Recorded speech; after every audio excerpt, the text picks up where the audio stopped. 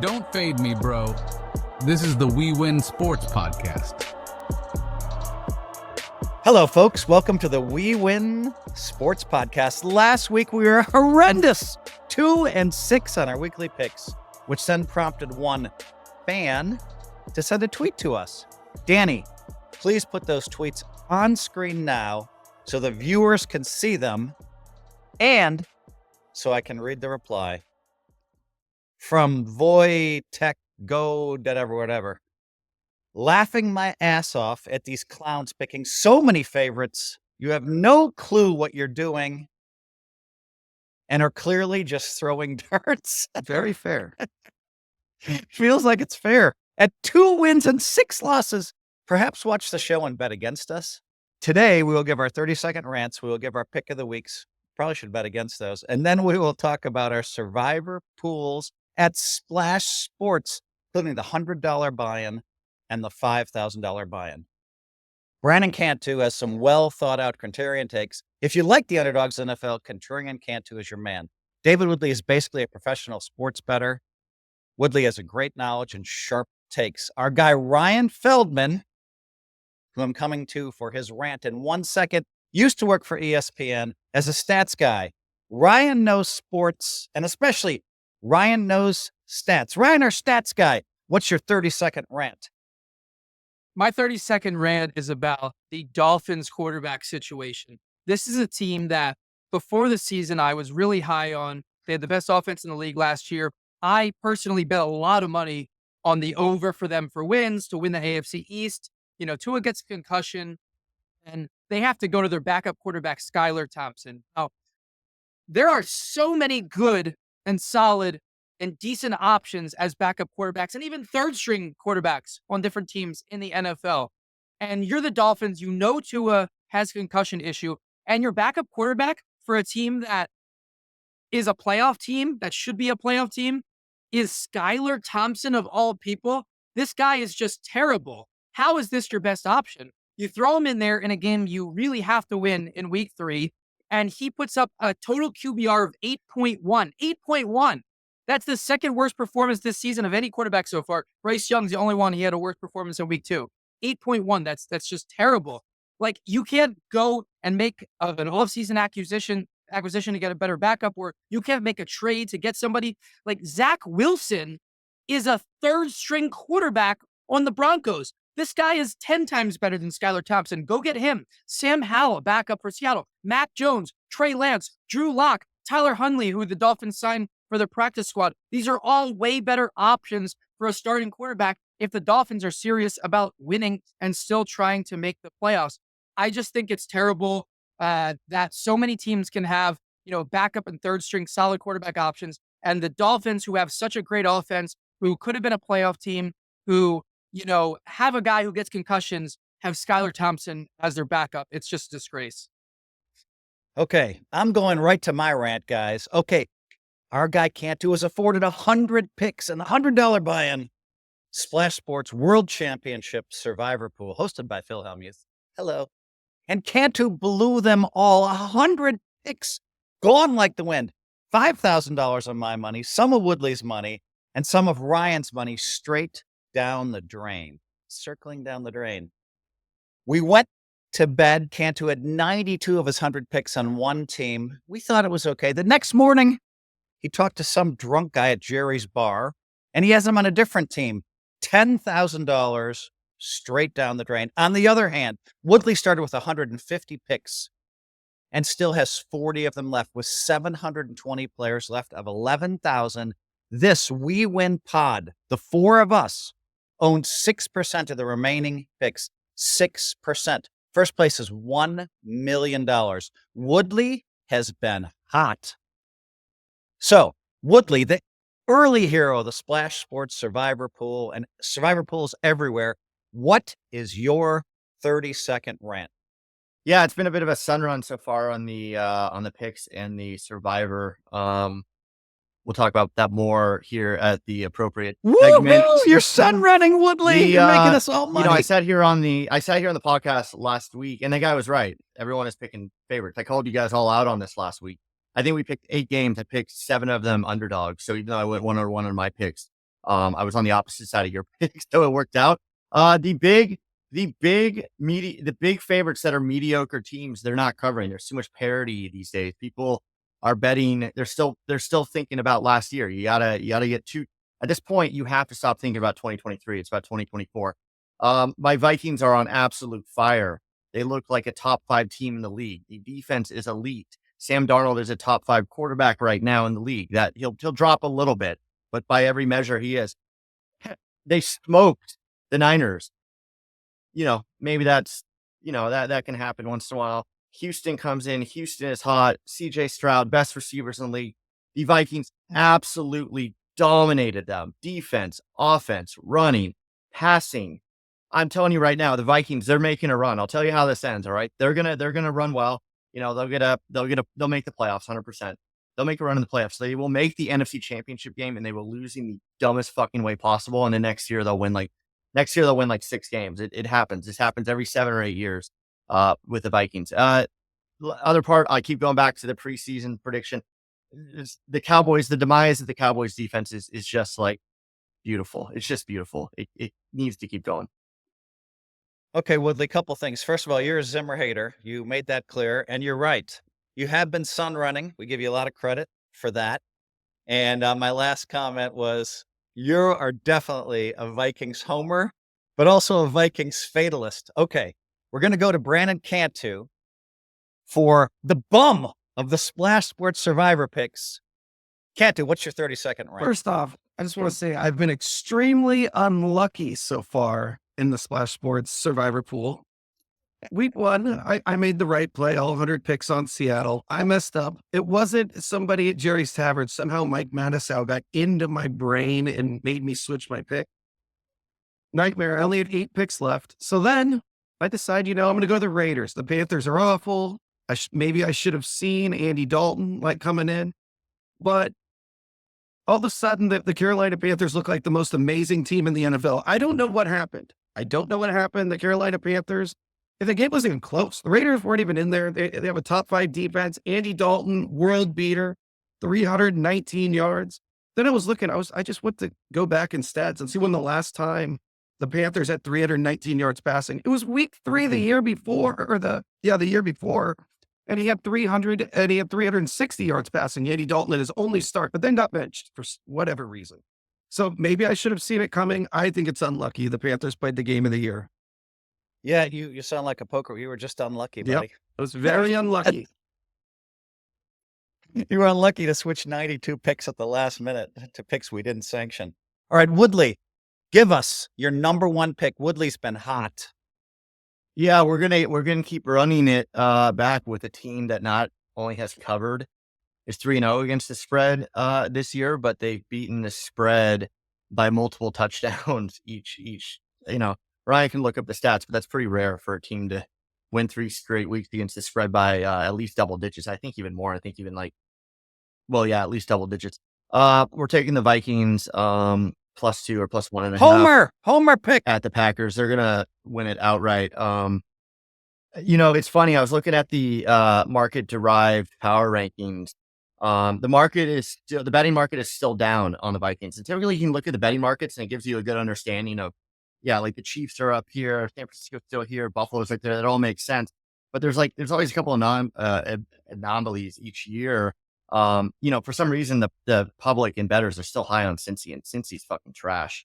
And no defense. Trash. And they're really low on the Vikings. They have the Vikings 14th or 15th in the league right now in the betting market. So there's automatic value there until the betting market get them in that top 8 where they absolutely should be. So there's value there.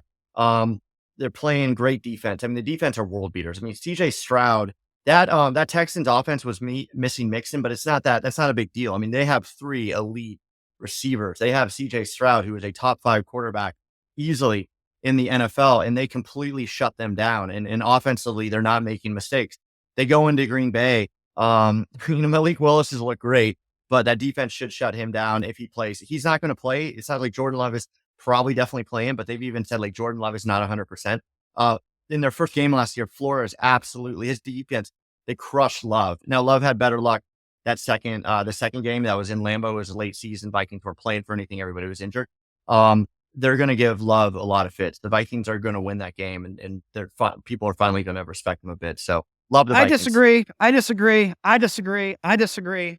All right, Ryan, you're muted right now, but Ryan, we need you to weigh in.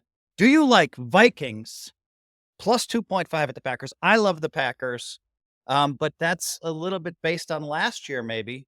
The Vikings have looked really good, Woodley. I'll give you that. But I mean, I've seen teams that go 3-0 end up losing 5 of their next 6 games.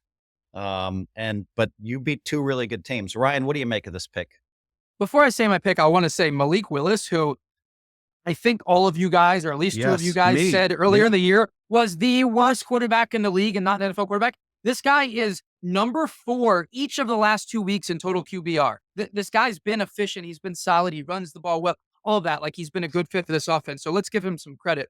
But with that being said, we don't know if Jordan Love's has pump the brakes. He has 324 yards total. I mean, he hasn't asked. Yeah, but it's not just about stats. It's about the decisions you make. It's about the efficiency. How many yards rushing, Woodley? Yeah, you got to factor in, like, QBR takes into account, like, what is he doing when it's 3rd and 5? What is he doing when it's 3rd and 12? What is he doing when they're up 21 versus when it's a tie game? So the point is, he's making good decisions when it matters, and that's why they're winning games. And he's not making mistakes, which is very important, right? So if you throw an interception on 3rd and 5 when, it's a tie game, like, that's going to hurt you. He's not doing those things. So let's just give this guy credit. No one's saying that he's an MVP candidate, but, he's not the worst quarterback in the league.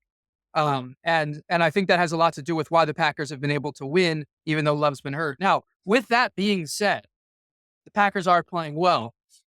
Let's look at it, okay? The Packers have played the Eagles, Colts, and Titans, okay?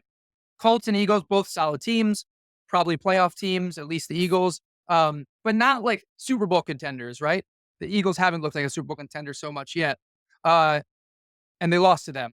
The Titans, one of the worst teams in the league so far, and that's what the Packers have performed well against. The Vikings, on the other hand, are 3-0, and they've beat 2 teams that are almost undisputedly Super Bowl contenders, top 5 teams, the Texans and the 49ers, definitely, in my opinion, 2 of the best teams in the league. And they didn't just beat those teams. They destroyed those 2 teams. So this is a different 3-0 for Vikings versus 2-1 for Packers. The Vikings record is way more impressive.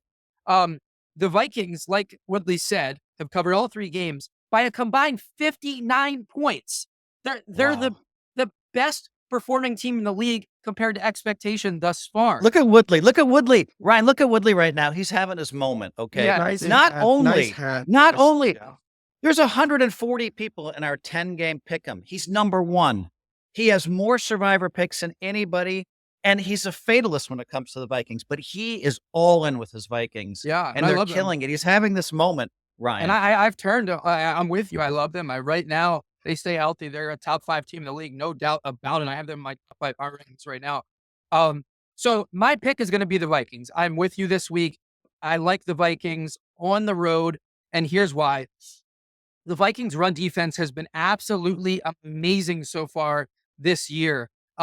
They are top 3 right now in the league, along with the Ravens, the Steelers, in run defense. They're allowing 71 rush yards a game. Only 1 rushing touchdown they've given up so far. Now, the Packers... 71? Yes, that's great. Wow. Right? Their defensive line's amazing. Now, the Packers, why are the Packers winning the last 2 weeks? Why are the Packers playing well? Well, I think, they're playing well all around, but I think that one of the biggest reasons is their running game. Look at the numbers in their 3 games so far. 188 rushing yards, 261 rushing yards, 163 rushing yards. They are controlling the game. They are number 1 in the league in run offense. The Ravens are right there with them, but the Packers are actually number 1 in the league in run offense. Okay. And the Vikings are right there, top 3 in run defense. So this game's going to come down to, can the Packers run the ball? Can the Vikings stop the run? And I believe that the Vikings are going to limit them and stop the run. Why? Because of what I just said. Who are they doing it against? Okay. The Packers put up those big numbers against the Eagles, don't have a great defense. Colts, Titans don't have a great defense. Meanwhile, the Vikings have played amazing defense against the 49ers and Texans, 2 of maybe the 2 best offenses, coming into the season in the league. And so for that reason, I'm going with the Vikings on the road. Cantu? Well, right now, as we come into week 4, we aren't sure I know that we think Jordan Love is going to start, but we're not sure. With that being He said, started. They said he's starting today. oh, it They is said he's official. playing. I didn't hear this. He won't be. Okay, so He it is won't be. official. He won't be 100%. Which who knows what that means? But he's Well, playing. I wanted to go back to my Malik Willis take where I kind of said that, I don't know if you guys remember where Malik Willis has to play like 1920s football, like wing tee. He only threw for 150 some yards a game, but man, is he a bull when he runs. I mean, he could really, I think he's the best runner if you need a few yards in the NFL.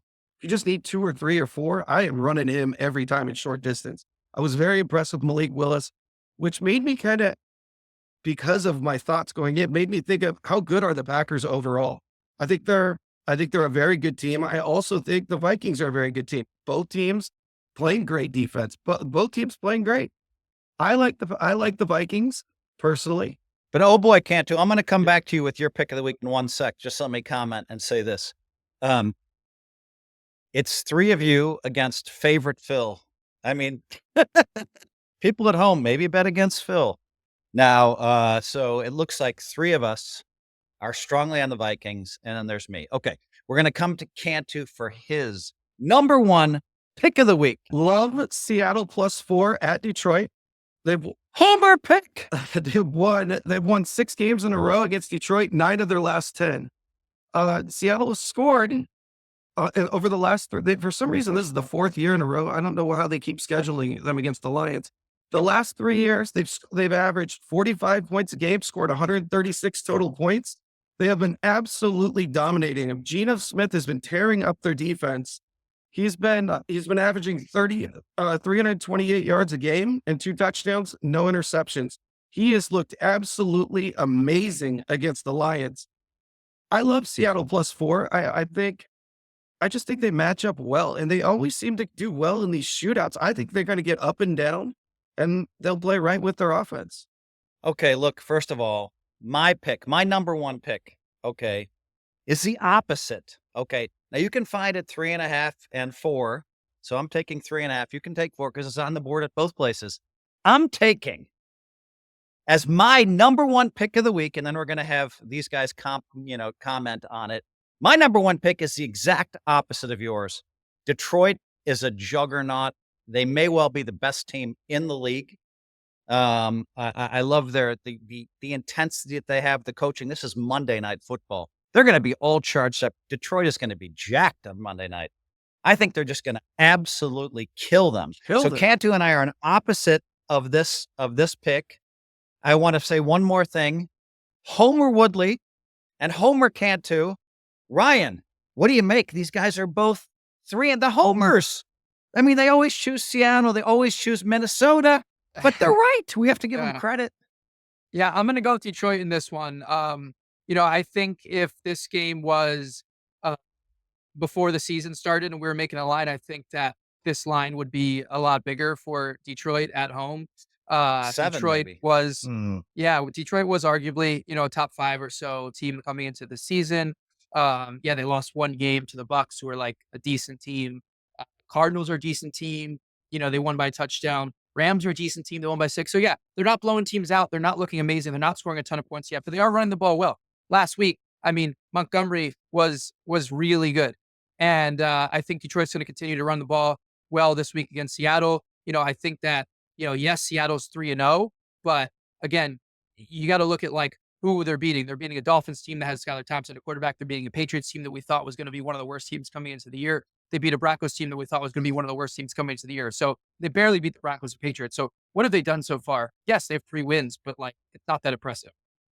That 24. I mean, okay, Woodley, what do you make of this that pick? 24-3 win was impressive. What are you talking about? That was a great win. They shut down Skylar Thompson. This is classic. You could do a better job than Skylar Thompson. This is like classic. You guys did this last week, and I sat there and told you guys, if we listen to you guys last week, what you guys talked about, like Denver and Carolina and the Giants, you think they would never win another game? You think they were like a college team going up against Georgia? Like I sat there and said, like, these teams have a lot of guys that are in the NFL. There's salary caps. Like, there is talent on every single NFL team. And yeah, Skylar Thompson wasn't great.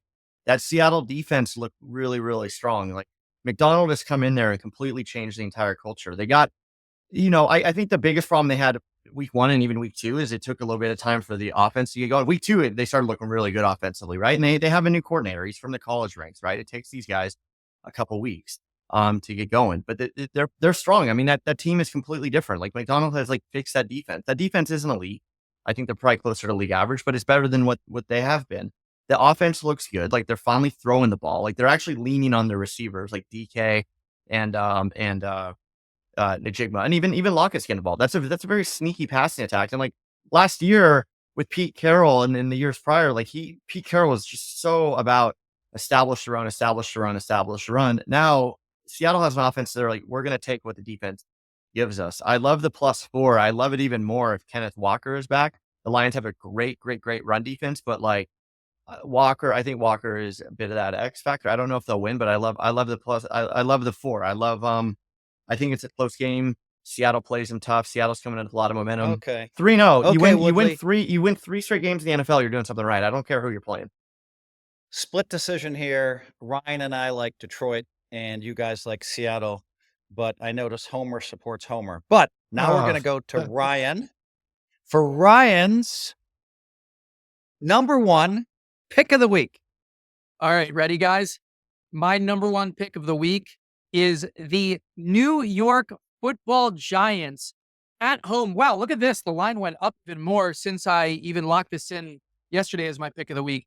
I see +6 for the Giants at home against the Cowboys. I liked it when it was 4.5, and it's 6. I'm taking the Giants +6. I'm sorry. The Giants +6 at home against the Dallas Cowboys. Me and Woodley have been talking about how, the Cowboys are overrated and, Zimmer is going to get fired by week 5. I like Woodley's prediction. I think it's right on track. The Giants are coming off an emotional win, right? They got that win last week. They almost won the week before against Commanders. They've gotten better and better every week so far. They're a young team, and they're getting better. That means something. The Cowboys, on the other hand, kind of getting worse every week so far, right? And so now the Giants are going home. And look at this stat right here. I love stats, guys, right? When the last 9 times that the Giants, this goes back to 2021, the last 9 times that the Giants have covered a game on the road and then gone home the very next game, they're 8-1 against the spread. What does that mean? That means that when they have a strong emotional performance on the road and they're excited about that, and now they're coming back home, that they continue the momentum and play well. 8-1 their last 9 times that covered on the road and came home the next game. Meaningless. That means something to me. The Cowboys, hey, stop it. The Cowboys, on the other hand, this one's probably more meaningless. I think that one is a little meaningful, but the Cowboys 5-13 against the spread in their last 18 Thursday games as favorites. 5-13, their last 18 Thursdays have been favorites against the spread. So I like the Giants at home. The Giants have run the ball pretty well the last 2 games, 112, 129 rushing yards. Cowboys have one of the worst run defenses in the league. They're number 1 worst over the last 2 weeks, 274 and 190 they gave up. I think the Giants are going to continue to run the ball well. And the Giants did that. They ran the ball and scored a good amount of points last week.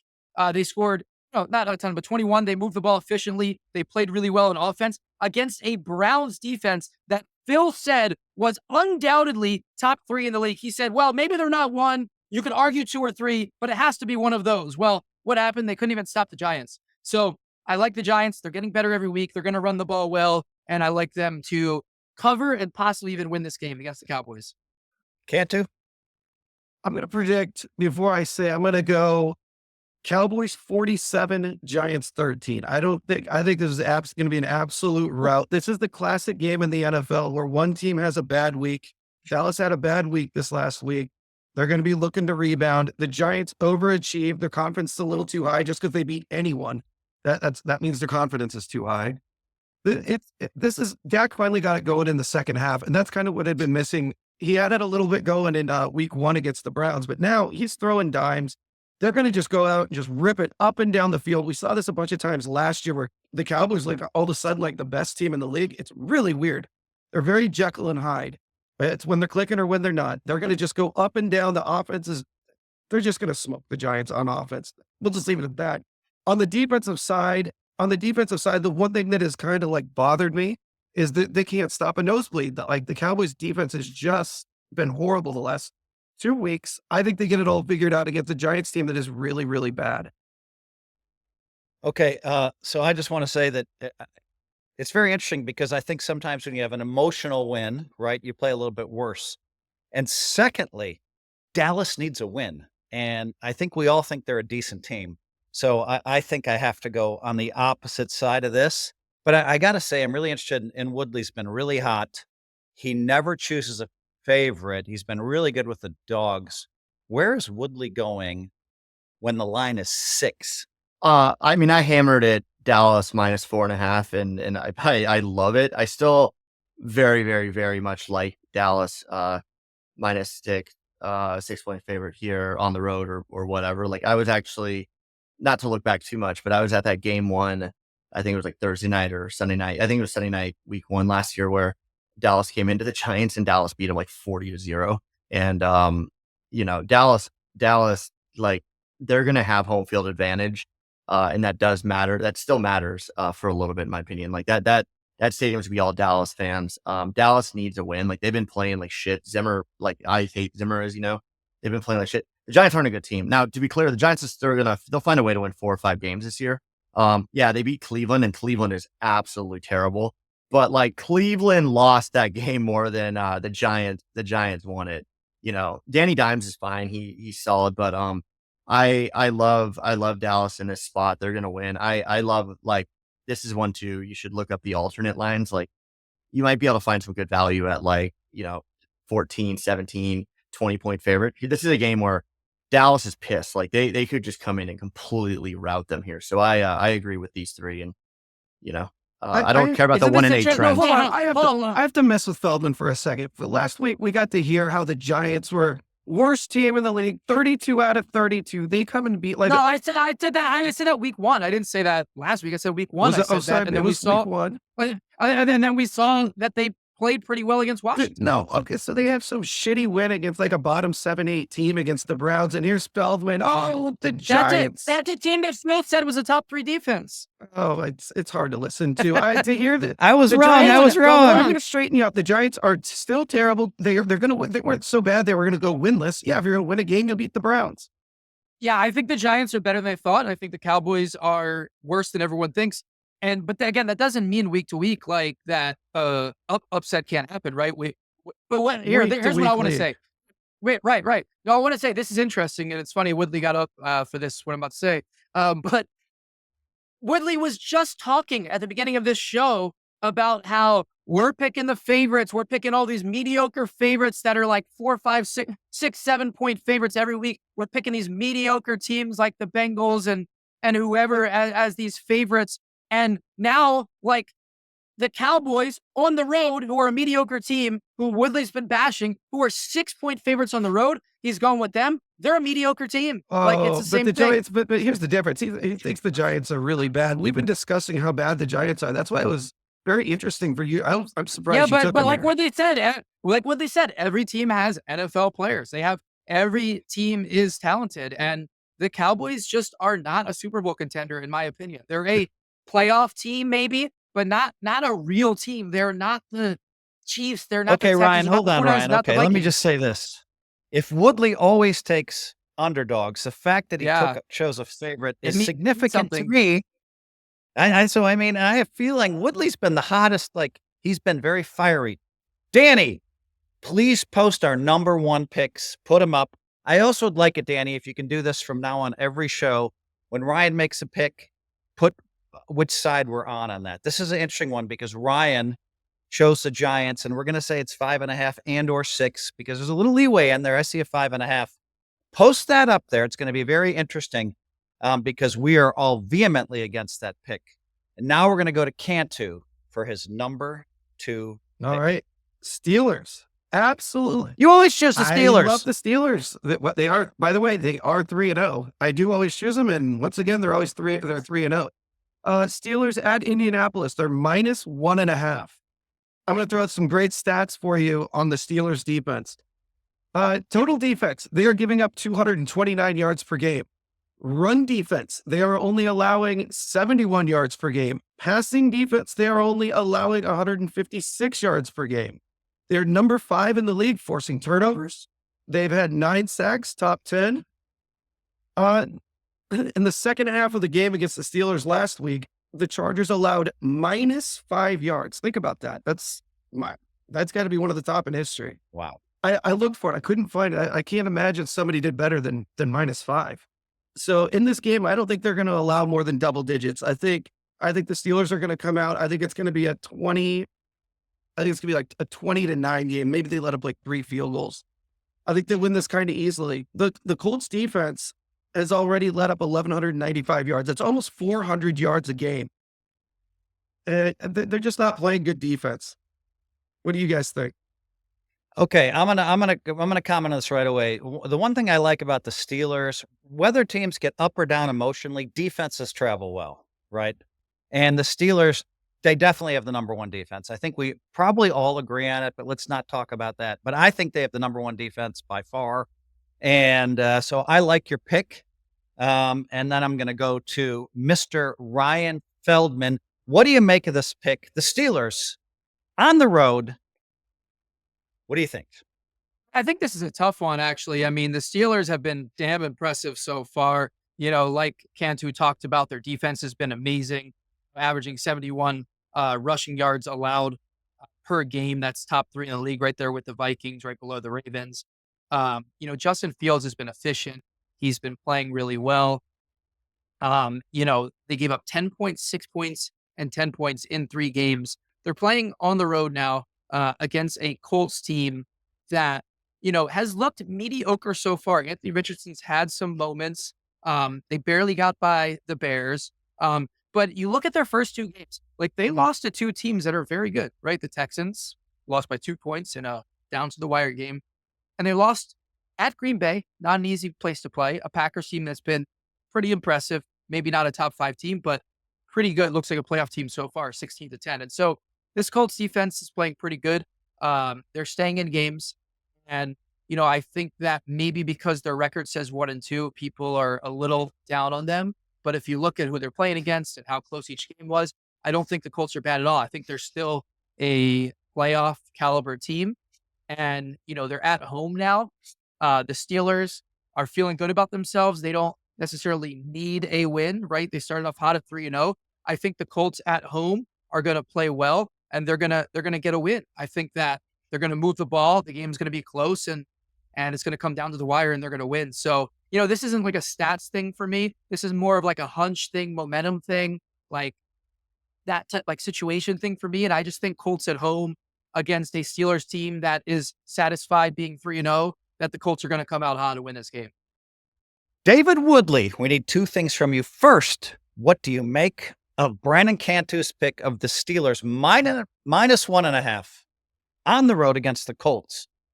Yeah, a lot of things point to the Steelers on this. I think the public's all over it. I think it's a pretty square pick, to be honest.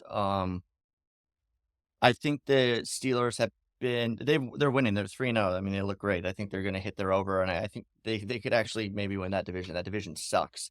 Outside of I mean, it sucks overall. In my opinion. Oh, I agree.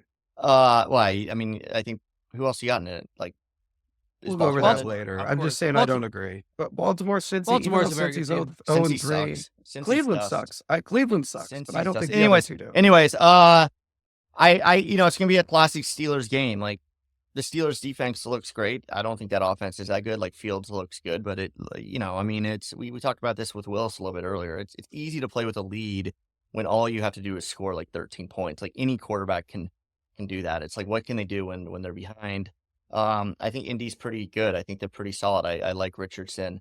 You know, having a mobile quarterback in there is going to be very interesting against the Steelers. You know, maybe that can neutralize a couple things. Like, yeah, they've been stopping the run, but they really haven't gone up against any good running backs. I guess Bijan Robinson in week 1. But Taylor's sharp. You know, that quarterback Richardson's good. I like the Colts. They're at home. You know, they kind of need it more, which I think does count for a little bit. And again, this could be like a 10-9 game, and they could still cover that. The 1.5 like could actually come into play here. It's gonna be a low scoring game. I mean, it could be 14-13. It could be, 21-20. I think you're right. I think It could be that's why it's so 21 funny. 21-20. Yeah. So I like this Indy. might be the first time I'm ever on the same side as Woodley. No, we've been on the same Never side. happened before. Yeah. In week one. In week 1. Yeah. That's week 4. Okay, Woodley, we're going to go to you for your second pick. Yeah, I have the Rams plus. It was +3. Let me just double check it right now. At the Bears. Yeah, it's still +3 at some places. Yeah, I mean, listen, I think the Rams pulled off kind of an improbable one last week. I wish more people. I wish it was like a Survivor. I wish people were on it for Survivor or something. And I'll pat myself on the back for calling that one. Everybody was so down on the Rams for losing Puka and Cup, but like Stafford is really good, and they have a really good coach that's going to make it work. They still have good running backs. They find a way to make it work. The Bears, obviously, they're not terrible. They have a good defense. I will say it every week. I'm still a Caleb guy, but he looks totally lost. Like he should not be starting NFL games at this point, and it's like that pressure is building on him because now all of a sudden, like every talking head is talking about how the Bears bungled the #1 pick, which is insane. Like we're 3 weeks in, like he's a rookie. Like Daniels look great. Let's pump the brakes on that a bit, but he just doesn't look ready. The Rams are getting a field goal, so it's if the Bears win, it's going to be a close win. Like the Bears aren't going to be blowing anyone out these days. If the Bears get a lead, they're going to be playing pretty conservative there. So I actually kind of like the Rams outright in that game, but give me the field goal as well, and I love the Rams in this spot.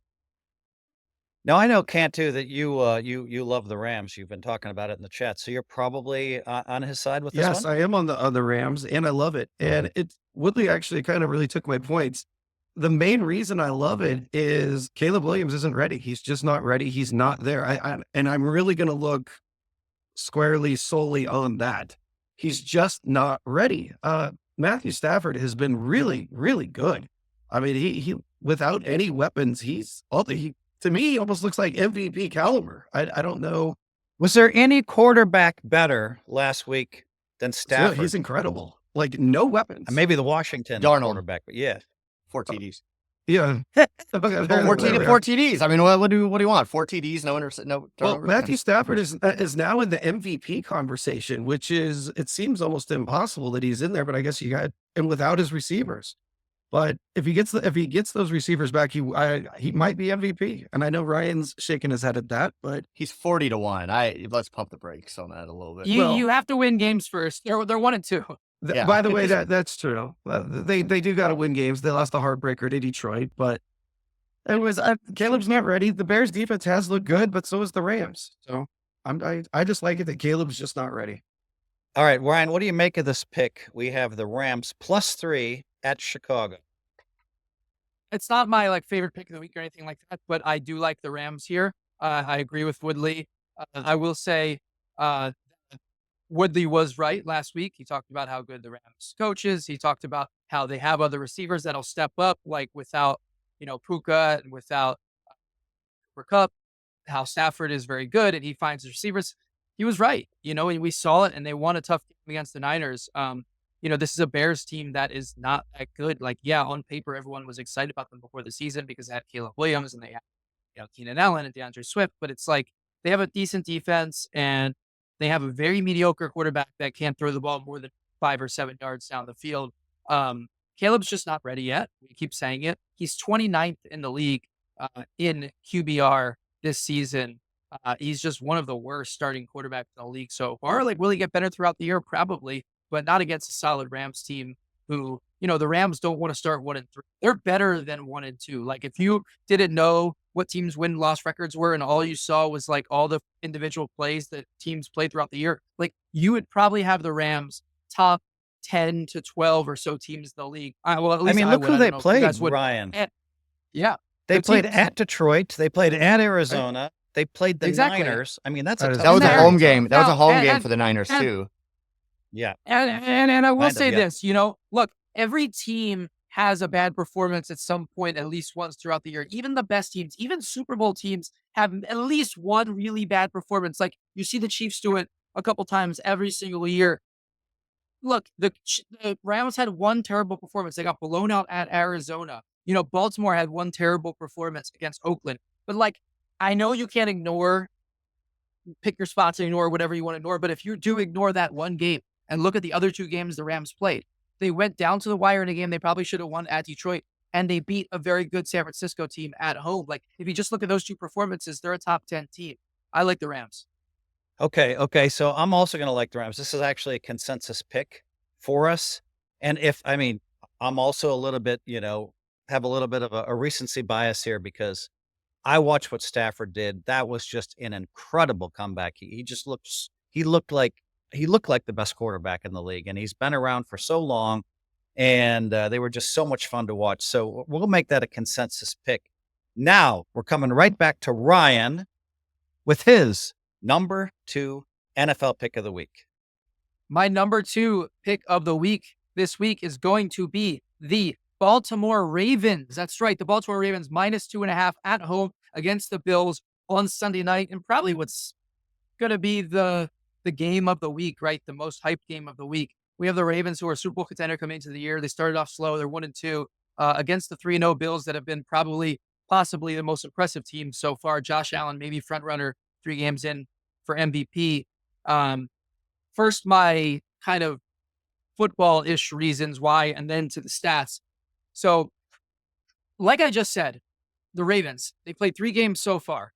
They had one bad performance against the Raiders where they lost by a field goal. Now, if we ignore that one bad performance that every team has at some point throughout a season, and look at the other 2, they went down to the wire against the Chiefs, who are arguably the best team in the NFL. They could have won that game if the receiver was a toe inbounds, right? And then they go and just absolutely destroy Dallas. Like, yes, they only won by field goal, but if you watch the first 3 quarters of that game, like, Baltimore just destroyed them. Okay. So this is a Ravens team that's very good. Derrick Henry is running the ball incredibly. Look at what he did last week. And now you're playing against a Buffalo team that is 3-0. But again, I believe in the idea of, okay, a team has kind of overperformed. They're 3-0. They're satisfied. Now they go to a tough road game. They might let down a little. That's what I kind of see, like, just as like a mental thing here in this game. And I believe that Baltimore is going to come out strong. They had the momentum from last week. They're at home. Woodley is itching to get in there, Woodley. What do you make of this pick, Woodley? Hold on. Let me just say one last thing here, okay? The Ravens, best run defense in the league so far. Also tied with the Packers for the best run offense in the league so far. The Bills do not do well against teams that run the ball well. Since 2021, the Bills, when they give up over 150 rushing yards, 4-8. When they give up under 150, 37-10. I don't see the Ravens not running the ball well when you have Lamar and Henry. I think they're going to run the ball well, and the Bills are going to struggle.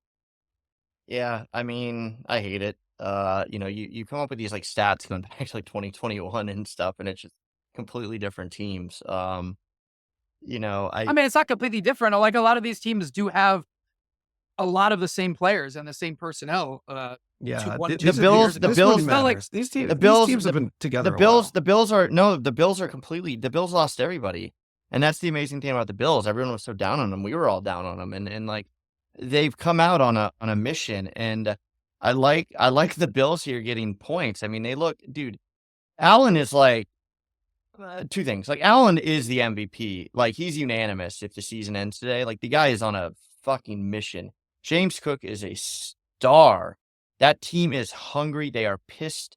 Like, they're going to continue to roll. I think, like, Allen, see, where the Bills are going to struggle is like later in the season, because Allen like can't keep this up. Like, his body is going to get completely destroyed if he keeps playing like this, but he's not going to stop right now. This is a huge game against the Ravens. Like, Allen is going to put it all out there.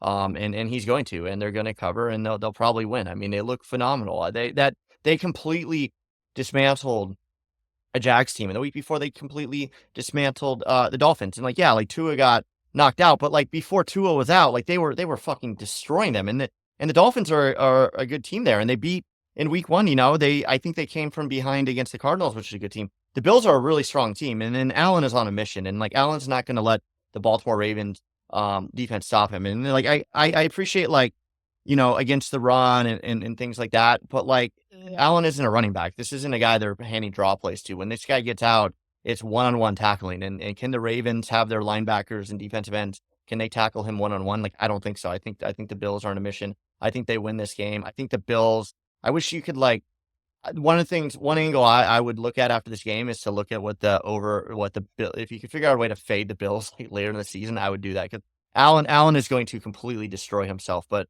he still has enough left in the tank for this one, and I love the Bills. Cantu. I'd be willing to do a friendly wager on this one if you want. Oh, friendly wagers. Yeah. I'm on it. What's the spread right now? Is it 500? Yeah. I think it's 2.5. Yeah. Yeah. Very cool. Cool. I think that, okay, books. Yeah, I think the real quick that, again, this is like the Bills have been very impressive because they blew out the Dolphins Jaguars. But, you said it yourself last week that you've been low in the Jaguars. You said the Jaguars are worse than we thought they were. And you're right about that. So it's not like, yes, they blew them out, but it's not like it's that impressive. Like you're beating some contender. The Dolphins, Tua got 37-point win. No, I know it's no. The margin is impressive for sure. The Dolphins, again, mediocre team. Tua got hurt. Like that's probably their most impressive win because Tua was in the game most of the game. Cardinals, decent team, not a great team. Like they're 3 good wins, but they're not 3 like amazing wins. Like I think the Ravens' performances against the Cowboys and the Chiefs are more impressive than any of the 3 games the Bills played. The Ravens didn't, and one thing, the Ravens didn't blow out. They didn't blow out the Cowboys. You said like, yeah, they outplayed them the first 3 quarters. They almost lost that game. So like, you can't say like they blew them out. But they're up. Okay, I understand. But for 3 quarters of the game, they're up by 20 points. Like, okay, what matters in the NFL? And then where has Lamar Jackson failed? Where have the Ravens failed over the years? What matters in the fourth quarter. Fourth quarter. No, what matters is win or loss. They won the game. Okay, but listen, I think you're both okay. I think you're both right. All right. I mean, I think Ryan makes a good point that I think that game was out of control most of the game. But I also agree with Woodley's point that Lamar has, for whatever, the Ravens have blown a lot of games in the fourth quarter. Cantu, let's go to get your opinion. I absolutely love the Bills. Absolutely love the Bills. I started thinking about like, why are the Bills looking so much better this year than previous years? I think we can all agree that the Bills have been a major letdown, especially last year and the last 2 years. What is it that was causing? And I kind of think there was they got rid of some bad apples in the locker room. I think Stephon Diggs was in there and he was really in Josh Allen's ear. I think he was making it uncomfortable. We had Trayvon Diggs, his brother, coming in saying how Stephon needs to get out of Buffalo. They're not treating him right, not getting him the ball. Just a lot of like bullshit, if you really want to be honest, that he had to deal with. I feel like that's all past. I do think I'm kind of on an island with this. I do think the Jaguars are a good team. I think the Bills just came out and just dusted them. I think that's the game. I think we're not going to the Jaguars, but I do believe they're going to bounce back. That's my main takeaway is they're just playing so well on both sides of the ball. I don't think this is a Sunday night football game. I don't think they're going to come out there and like look past. I don't think they're going to like come out like, oh, they had this big win and like think they can just show up against the Ravens. They know this is the game of the week. This is going to be the primary game. Josh Allen is cooking. We were talking about MVP last conversation with Stafford. I think Josh Allen is the MVP right now. So that's where I would look. Okay. Listen, this is a very interesting game because I've never in the podcast history, Ryan and I both love the Ravens, right? And you guys both love the Bills. Now, I get it. I mean, the Bills, that offense has been completely unstoppable. I don't even know if they punted in the last game. It's really impressive to watch Josh Allen, like at the height of his powers, just absolutely killing it. And that's been a lot of fun. But I think the Ravens are just a little bit are on another plane, another level, and they really need a win, and they're at home. And so this could be a shootout of a game, and there could be a late cover involved in this one. But I love the Ravens. Okay, so we're kind of vehemently split on this, and now we're going to. Also, I just want to say, I think the Bills are the best team in the AFC. I want to throw that out there. They're the best team, and I think they're going to show it this week. Okay, now we're going to go to my number 2 pick, and we are going to have a chance to talk about the Jacksonville Jaguars because I'm taking Houston, and I see a -6, or is it only 6.5 right now? We're going to 7. 6 in both places. Okay. All right. I guess I'll have to live with the 6.5, but I'm going to take, which sucks because that already cost me 1 game. And then I have to come on here and say, oh, I lost. I'm 0-3 because a guy's cleat didn't land. And because like it's a half-point game. But I love Houston. I think they're a super complete team, and they're just fun to watch. And they just lost to Minnesota, so they've got to be pissed off. They've got to be looking inward. And Stroud is just incredible. Jacksonville's just been disintegrating in front of my eyes.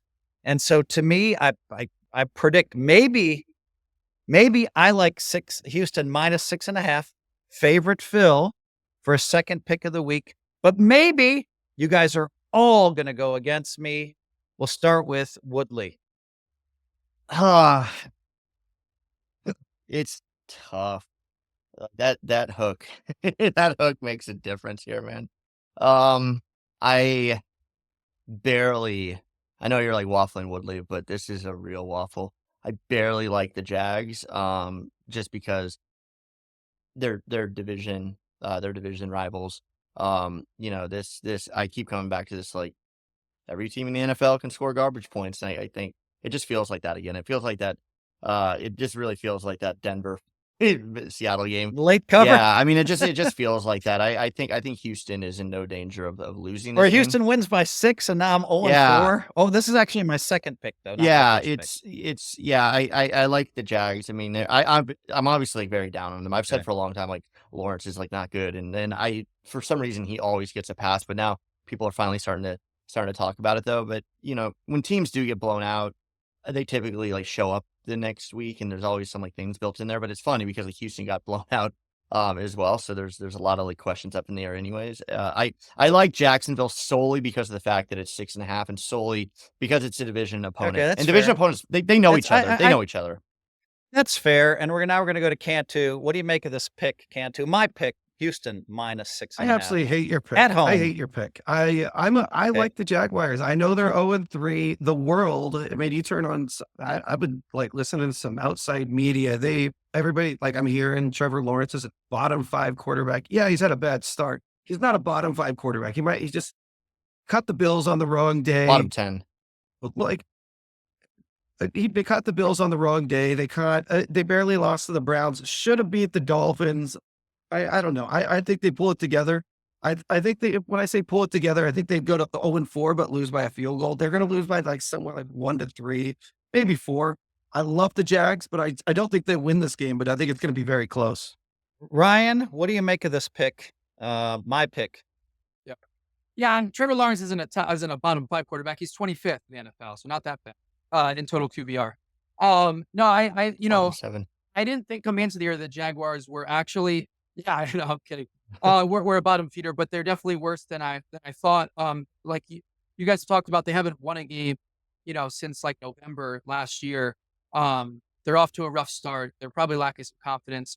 I still think Houston is one of the best 5 teams in the NFL. I just think Minnesota is as well. I think, like Phil said, Houston's going to be hungry to win this game. I do like Houston at home. I'm probably going to be betting them in, or picking them rather in most games this season. I love that team.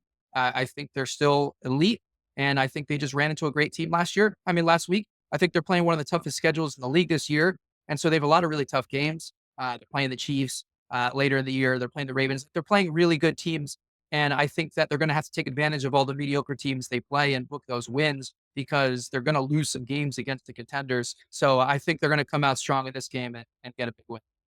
Okay, we seem to be split on this pick. Danny, can you please post our number 2 picks right now? And now it's time to switch to, you know what? I'm going to call a little audible here. We're going to go to Cantu with a little bit about the Kelce universe. Woodley's not a fan of the Kelce universe. Cantu, what's happening in the Kelce universe? I don't know if you guys heard about this. It was a week or two it came out. Somebody from like a publicist from Taylor Swift's team kind of had the whole breakup manifesto. Not sure if you guys have seen this. Like, they were supposed to break up on September 28th. They're saying this is, so now people are saying it's all staged, this and that, whatever you want to make of it. September 28th is coming up. Taylor Swift was not at the game last week.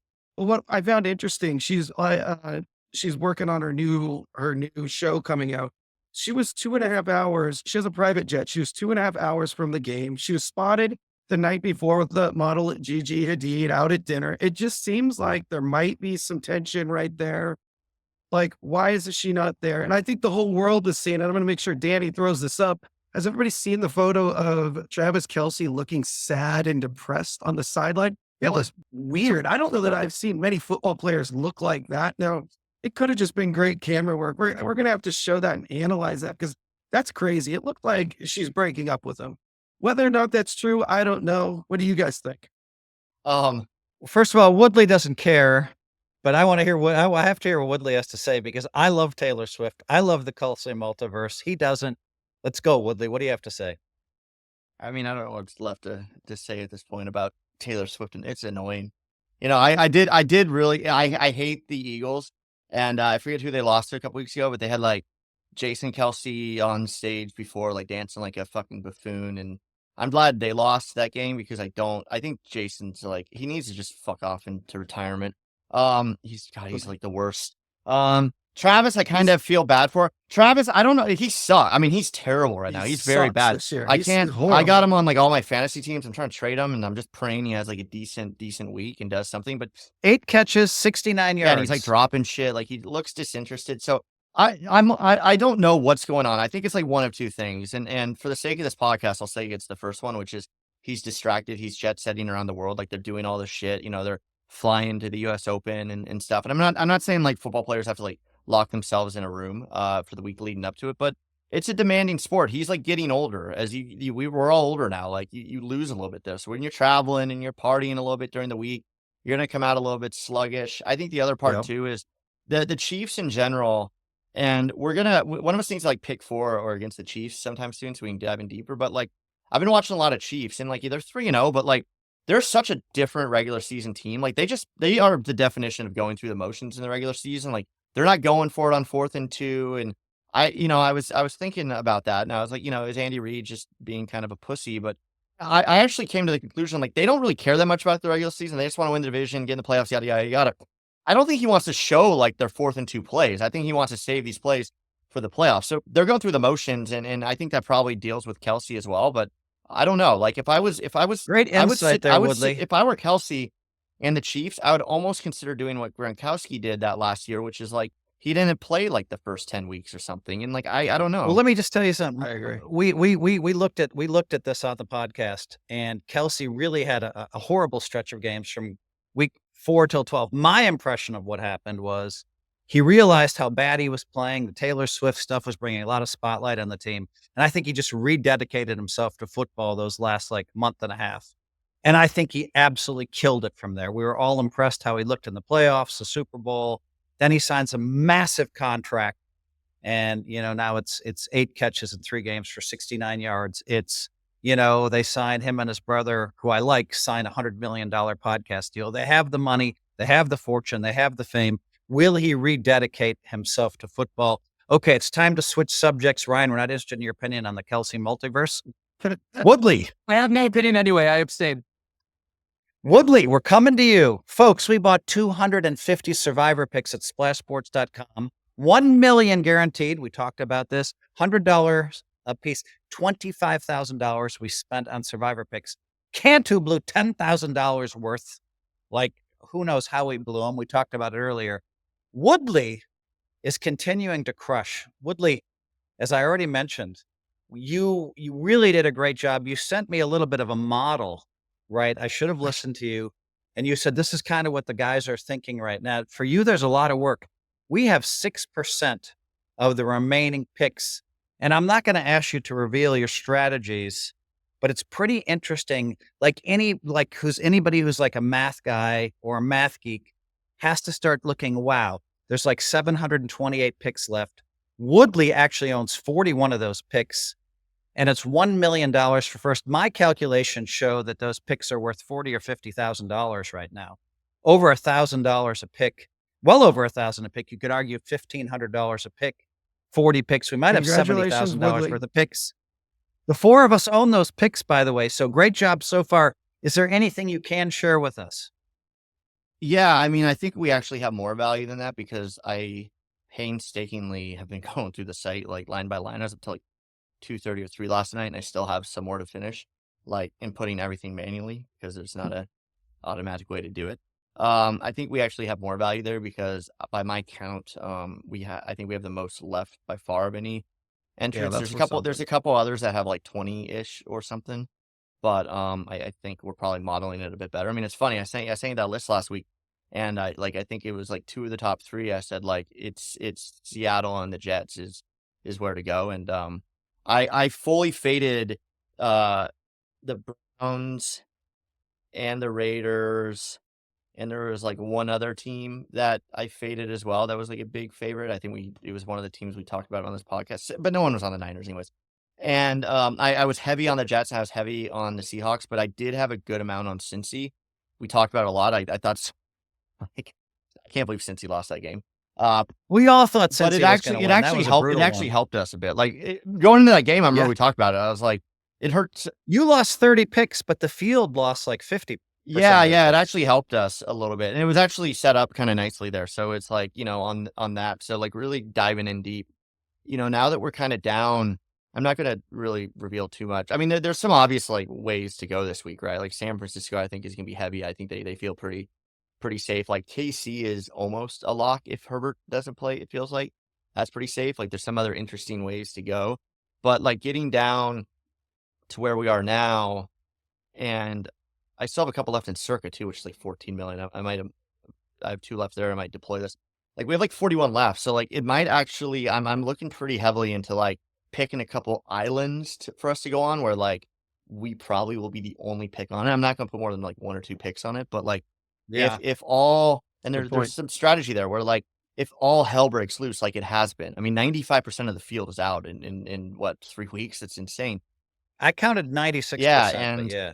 I'm going to pick a few islands where, it's not a 70% chance. It's maybe like 40 to 50% chance, but like nobody's going to be on it. And if you can pick that island and get through and there's chaos, even if there's not chaos, you set yourself up long-term there. So like of the 41, I'm probably going to pick like 4 or 5 that are relatively high risk. I'm not going to go pick Jacksonville, right? Maybe if we had 150 picks left, that'd be worth doing.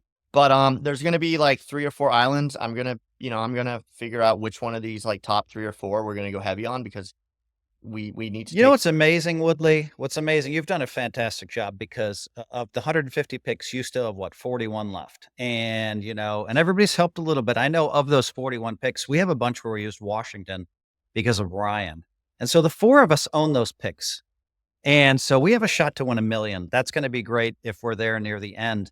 I love the it's so interesting as a game theory guy for me to imagine what you do with 41 picks. I mean, where do you spread them? Where do you keep them? Do you want to go too heavy in one place and risk everything? And so it's really interesting stuff for me to kind of watch and follow along. And I think it's going to be interesting for the viewers as well. Yeah, well, you're a poker player. Ryan, I mean, do you have any? It's kind of like a poker tournament, right? Like we are chip leader at this stage, right? And it's different than poker because there's no min cash. It is like a winner take all. So it's actually more beneficial to be a chip leader too. So it's like we can take a few risks, but you don't want to get like too stupid either. Like you don't want to push it all in on like some dumb long shot or even like, even if you're like a slight favorite on something, you don't want to do it. Yeah, I didn't like Cantu's strategy of just firing too much. We all agreed he bet his first 100 picks on Seattle the first week. We all said we're good with that. But that's right on brand for But then I Cantu. thought, wow, he has 100 picks through to week 2. There has to be an optimal way to use them. I didn't expect this to be down to the final 4 to 7% in the final, after 3 weeks. I didn't expect that. I wanted to get into week 5 or week 6 and have all my picks. That was kind of my strategy. That was my strategy, and I was going to start spraying them everywhere. Look, But because hold on 1 second, right? But because of this, what I'm going to do, I'm going to go into Splash Sports. I'm going to start a second. I don't know what we're going to call it yet. We're going to come up with something cute. But I was looking, there's between like 3 and 7% of the fields left in almost all the survivor pools. There's not many people left. So everybody's going to have to like run and and come do a second chance because it's going to be a lot of fun. There's a lot of great options on Splash Sports. So we're going to have to go figure it out what we want to do. I'm going to take I tried to look last night. What I'm interested in is like $100 buy-in that would have like, maybe it can end up with, I don't know, 2,000 people or something. So you have a chance to win something. On the other hand, I'm also, so I mean, I know that my friends, we had a $50,000 buy-in on Splash Sports. Now there were 3 people left. They all went out at the same time this week. So, I mean, somebody had a chance to pick up $1 million.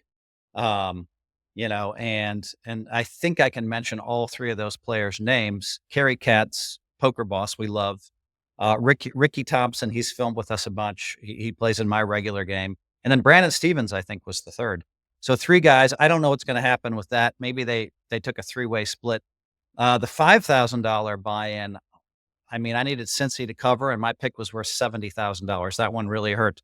Ryan, you have any survivor thoughts as the stat guy? Do anything kind of, tickle your fancy? Well, first of all, I was just going to say, just joking around, but, Cantu is the type of guy who, gets a big score in a tournament and then goes and puts all that on roulette, where Woodley's the type of guy that has the big score and, puts it into, an IRA or something. Stocks and bonds. Yeah. Kids, There's different kids' strategies, schools. different people that have some different results. Like sometimes you take that 5% each week and sometimes you double or nothing, and whatever, some work and it's just, so we're not surprised, but now we're in Woodley's hands. I will say this week in Survivor, just looking at it, there's not that many easy spots. Like it is tough, like 2 of the biggest favorites are on the road. You have the Texans who are playing a division game at home. You have the Niners who have all these injuries, no Debo, no McCaffrey. Like I don't love that spot. If I was Woodley and luckily I'm not, and I'm trusting him with the decisions. I like Houston for the pick this week, but like, I don't love it that much. Like I just think, Niners seem safest, but just without injuries, they're not the same team. It's tough in Survivor this week. Niners hosting New England seems pretty safe. Houston's been, at least for us, like, and this is like, you don't really worry about it week 1, week 2, or week 3 because you have so much availability. But like, Houston's been used a decent bunch. chunk. Like we still have some. I'll be on some Houston, but like I'm looking at this right now, and it's You probably have all their 49ers picks left. Yeah, right? every 49ers. I mean, they have such a tough schedule, though. Everybody mostly does. Houston. So there's Houston has 728 people left. 400 people have Houston. So like Houston will be kind of popular, but there is a leverage play there. Jets only 220. Jets are 286 left. So Jets are like a really interesting play. I mean, Houston has. And by the way, probably the Ryan, we got to schedule give Woodley this year, credit. arguably. Ryan, Good time to use them. Ryan, let's give Woodley some credit. He went on the site last night. He texted me. He said, "Phil, I spent 2.5 hours looking at the 728 picks that everybody else and writing them down." It's been more than that. It's been Which like 5 hours. that's a real It's been like 5 dedication. hours. No, Right. 100%. If we win this, if we win this, he has Woodley- to have some. If he picks up a milli for us, we probably have to give him a little bit of a bonus because he's working so 100%. hard with this. Yeah. Guys, this is the end of the podcast. Listen, 14,000 people saw our WeWin tweet that we featured early in the show. If you're going to write something good or bad, we're liable to use it in the show. You called us a bunch of clowns. Okay. Not only were we 2-6, we owned it. Not a very good week for us. Woodley's the only one that doesn't fit the clown status. He seems to be the super genius. Till next week, guys, enjoy your NFL games. Have a great day.